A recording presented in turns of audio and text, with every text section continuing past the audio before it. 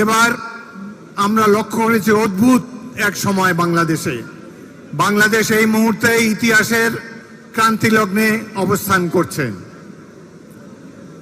যে গণতন্ত্রের জন্য ৭১ সালে আমরা লড়াই করেছিলাম, জিয়াউর রহমান জীবন বিপন্ন করে বিভিন্ন রণাঙ্গনে শৌর্যবীর্যের প্রকাশ করেছিলেন, সেই গণতন্ত্র কিন্তু আজ বিপন্ন।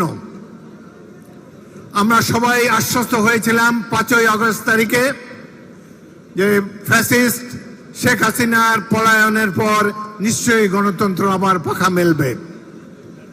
কিন্তু একটি বছর অতিক্রান্ত হলো, আমরা দেখতে পাচ্ছি যে এই গণতন্ত্রের জন্য এই দেশের মানুষ, বিশেষ করে সবচাইতে জনপ্রিয় রাজনৈতিক দল বিএনপি ১৭ বছর এক নাগাড়ে সংগ্রাম করেছে। আমাদের বহু মানুষ গুম হয়েছে, বহু সদস্যকে হত্যা করা হয়েছে, কিন্তু যে গণতন্ত্রের জন্য আমরা লড়াই করেছি সেটিকে আজও কেন যেন সুদূর উপরাহত বলে মনে হচ্ছে। এই মুহূর্তে সংস্কার কার্যক্রম চলছে,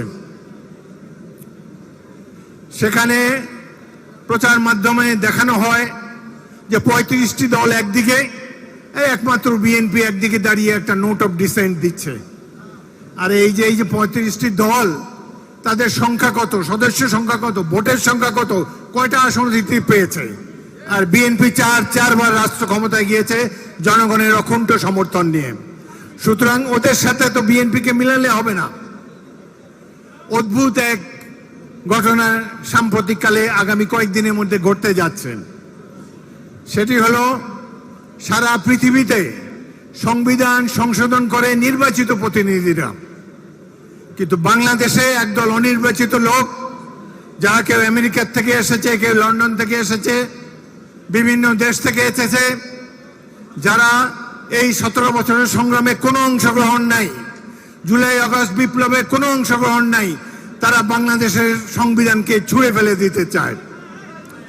এই সংবিধান শহীদ জিয়ার নেতৃত্বে যে সশস্ত্র বিপ্লব হয়েছে, সেই বিপ্লবের ফসল ১৯৭২-এর সংবিধান। এটি আওয়ামী লীগের সংবিধান নয়। এই সংবিধানে প্রত্যেকটি রাজনৈতিক দল যারা ক্ষমতায় এসেছে সবাই সংশোধন করেছে। এখনো তো সংশোধন করার রাস্তা খোলা আছে। কেন মুক্তিযুদ্ধের মাধ্যমে অর্জিত এই সংবিধানকে ছুঁড়ে ফেলে দিতে হবে? আমরা বোধগম্য নয়। সারা পৃথিবীতে সংবিধান সংশোধন করে নির্বাচিত প্রতিনিধিরা, কিন্তু আমাদের কাছে যে জুলাই সনদ পাঠানো হয়েছে বিএনপির কাছে, সেখানে আমরা দেখতে পাচ্ছি এই সনদে সই করা মাত্র বিদ্যমান সংবিধান পরিবর্তিত হয়ে যাবে, অ্যামেন্ডেড হয়ে যাবে। পৃথিবীর ইতিহাসে এর কোনো দ্বিতীয় উদাহরণ নাই। আমরা আজকে দীপ্ত কণ্ঠে এই সভা থেকে ঘোষণা করতে চাই, বাংলাদেশের জনগণের সর্বোচ্চ অভিপ্রায় রূপে সংবিধান সংশোধন করার একমাত্র অধিকার রয়েছে আগামী ভোটে যারা নির্বাচিত হয়ে আসবে। জাতীয় সংসদে নির্বাচিত প্রতিনিধি ছাড়া অন্য কেউ সংবিধান সংশোধন করার অধিকার রাখে না। বোঝাই যাচ্ছে গণতন্ত্র এই দেশের কিছু তথাকথিত সুশিক্ষিত মানুষের কাছে পতঞ্জলি নয়। গণতন্ত্র তাদের কাছে ভালো লাগে না। গণতন্ত্রের লাইনে দাঁড়িয়ে ভোট দিতে হয়, গণতন্ত্রে অশিক্ষিতদের কথাকেও গ্রাহ্য করতে হয়। সেই জন্যই তারা নানা ধরনের তত্ত্ব আবিষ্কার করছে। অতীতে আমরা তত্ত্বাবধায়ক সরকার দেখেছি। আমাদের সরকার 15ই ফেব্রুয়ারিতে আমরাই প্রবর্তন করেছিলাম তত্ত্বাবধায়ক সরকারের।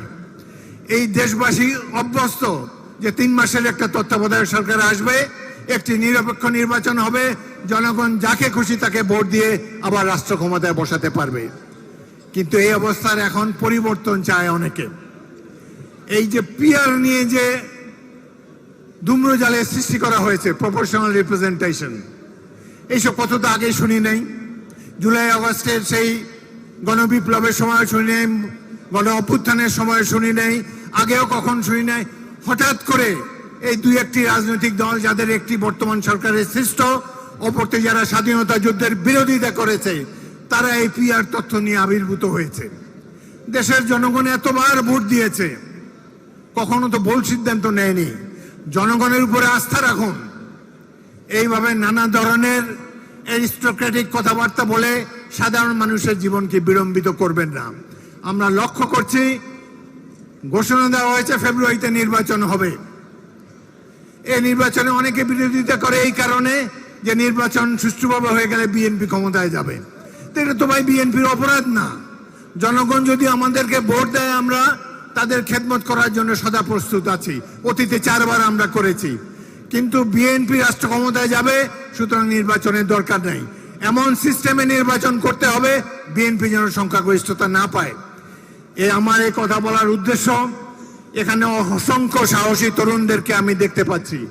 আপনারা যখন এই মিলনায়তন থেকে বাইরে যাবেন, বাড়িতে যাবেন, নিজের গ্রামে যাবেন, শহরে যাবেন, জনগণকে বোঝাবার দায়িত্ব আপনাদেরকে নিতে হবে।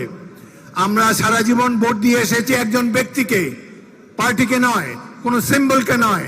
আমরা যেই সম্বন্ধে যেই সিস্টেমে অভ্যস্ত সেই ধরনের সিস্টেম চাই। নিত্য নতুন সিস্টেম দিয়ে নির্বাচনকে দূরে সরে দেওয়া চলবে না। এনসিপি নামক একটা দল যারা এই সরকারের সৃষ্ট, তারা বলছে ফেব্রুয়ারিতে নির্বাচন হতে দেওয়া যাবে না। এখন পর্যন্ত রেজিস্ট্রেশনই হয় নাই, তারা বলে নির্বাচন হতে দেওয়া যাবে না। অপর দল জামাতে ইসলামী, তারা এক অদ্ভুত কথা বলেছে। তারা বলেছে সাম্প্রতিককালে যে ঘোষণাপত্র দিয়েছে প্রফেসর ইউনূসের সরকার, সেখানে পাকিস্তানের জন্মকে গ্লোরিফাই করা হয় নাই। আরে এত বছর আগের ঘটনা। বাংলাদেশের মানুষই তো ভোটের মাধ্যমে 46 সালে ভোট দিয়ে এই তৎকালীন পাকিস্তানের সৃষ্টি করেছে। আমরা পূর্ব পাকিস্তানের অংশ ছিলাম। সেই 47-এর সময় 46 সময় পাকিস্তান প্রতিষ্ঠার বিরোধিতা করেছিল বর্তমানে এই দল জামাতে ইসলামী। এখন তারা 71-এ এই 47-কে গ্লোরিফাই করা হয় নাই বলে অভিযোগ টোনে। এরা তককে তককে আছে, এই দেশে গণতন্ত্র প্রতিষ্ঠিত হতে দেবে না। একটা মৌলবাদী ব্যাকওয়ার্ড লুকিং রাষ্ট্র ব্যবস্থা প্রবর্তনের জন্য বাংলাদেশের জনজীবনে তারা দুর্ভোগ সৃষ্টি করতে চায়। এত বছর প্রথমে শুনলাম যে 1 বছর থাকবে, 2 বছর থাকবে। একজন উপদেষ্টা বলেছেন যে শেখ হাসিনা 5 বছরের জন্য নির্বাচিত হয়েছিল, তিনি মাত্র 2-3 মাস ক্ষমতায় ছিলেন, অতএব বাকি সময়টা আমাদেরকে পার করতে দিতে হবে। কোথায় শেখ হাসিনার সরকার, কোথায় এইভাবে আমি দাবি নির্বাচন, কোথায় নির্বাচন নামে প্রহসন। আর এরা জীবনে কোনো স্যাক্রিফাইস নেই বাংলাদেশের জনগণের জন্য। এই যে জুলাই আগস্টে বিএনপিরও তো 488 জন শহীদ হয়েছে। আমি যেখানে আমার বাড়ি লালমোহন উপজেলা, ছোট্ট একটি উপজেলায় 11 জন শহীদ হয়েছে জুলাই আগস্টের গণ অভ্যুত্থানে।